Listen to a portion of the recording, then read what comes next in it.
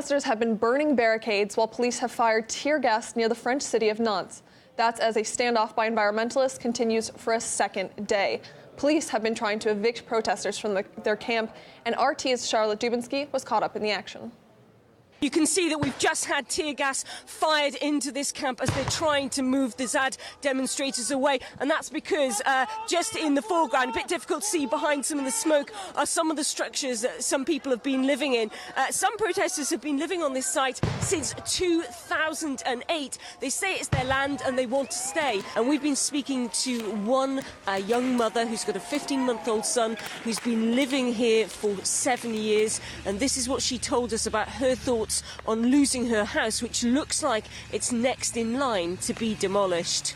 I think I'm pushing away any kind of real emotional attachment to the buildings right now. Maybe I'll cry later. But for me, we're all in this together, and crushing a building on the ZAD is crushing a building on the ZAD. I think I cried for Standoff, and I think I cried for Planchouette. And for me, it just means that we have less buildings for all of us together, and that's the shame. I don't think I want to particularly attach a sentimental attachment to these buildings just because I happen to live here. I have a 15-month-old child who lives here as well. He's not here right now because there's some horrible people throwing tear gas at us. Well, the tear gas has continued to rain down here on day 2. And just behind me, you can see that they're actually just sawing down a tree.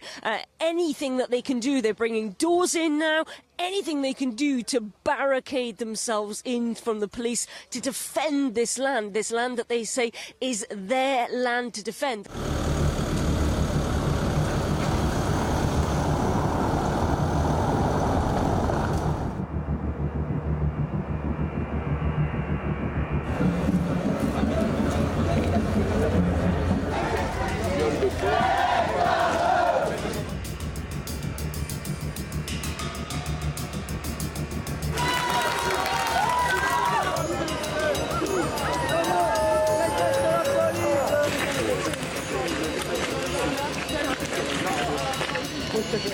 Ah mais tu verras pas mon visage, je vais te faire enculer, voilà.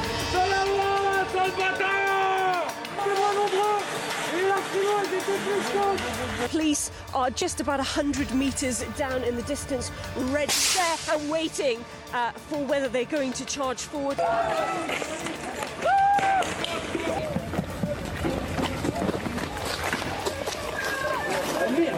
The police are now trying to push everybody away, a tactic that we've seen earlier in the day where they utilised by getting rid of all of the Zaddists, all of the activists.